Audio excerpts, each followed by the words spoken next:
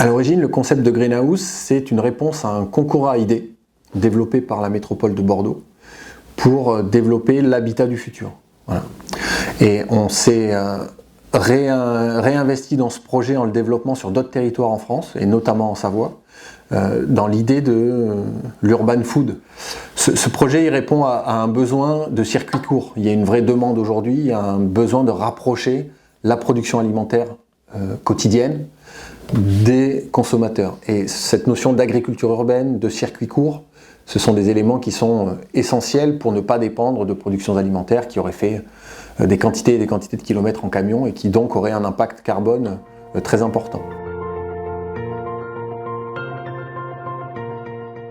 Alors sur ce genre de projets qui sont à la fois des concepts et des recherches d'innovation, on met en branle toute l'architecture augmentée. C'est-à-dire que l'architecte s'appuie sur une multitude de compétences qui commencent par l'ingénieur structure pour travailler la serre agricole, qui à l'origine n'est pas une structure dédiée à faire de l'habitation, et aussi pour imaginer la boîte dans la boîte, qui va être ce container en bois préfabriqué en atelier, qui va permettre d'avoir une habitation confortable, saine, à l'intérieur d'une serre agricole. La deuxième compétence qui vient s'adosser à celle de l'architecte, pour accompagner sa créativité, c'est celle des ingénieurs en environnement et en thermique. Comment garantir qu'une serre qui a une vocation de production alimentaire soit un lieu de vie confortable tout au long des 4 saisons. On a recours à tout un pan de compétences techniques très élaborées, de simulation thermique dynamique, de simulation aérolique, qui nous permettent de garantir les niveaux de confort qu'on souhaite atteindre. Les serres peuvent s'ouvrir en partie zénitale. On a des fenêtres qui vont s'ouvrir au gré des mouvements de température à l'intérieur. On a tout un système de stores intérieurs et extérieurs qui vont eux aussi coulisser en fonction des besoins, en fonction du vent, en fonction de l'intensité lumineuse, de l'ensoleillement, pour gérer les éblouissements. Voilà. Encore une fois, toute cette technologie, elle est au service de l'usage et des conforts.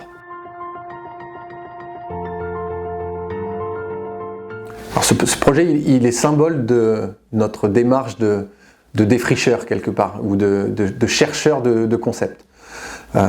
D'une part parce que il y a toute la chaîne à la fois de conception mais de réalisation aussi. C'est-à-dire qu'on croit à ce projet-là et on va utiliser notre filiale de promotion immobilière Kebart pour la réaliser. On est architecte de concept et on est opérateur réalisateur. Et on porte le projet et on prend le risque d'acheter le terrain et de chercher des gens qui viendront y habiter et de le commercialiser. Une autre caractéristique de ce projet de greenhouse, c'est cette recherche sur le procédé constructif du bâtiment. Comme nous l'avions développé sur les housebots avec le métal préfabriqué, ici on a une serre agricole en métal à l'intérieur de laquelle on vient mettre une structure en bois préfabriquée. Ça me rappelle également le Togo où nous avions travaillé avec la terre du terrain et nous avions conçu le bâtiment à base de briques de terre crue issues du site.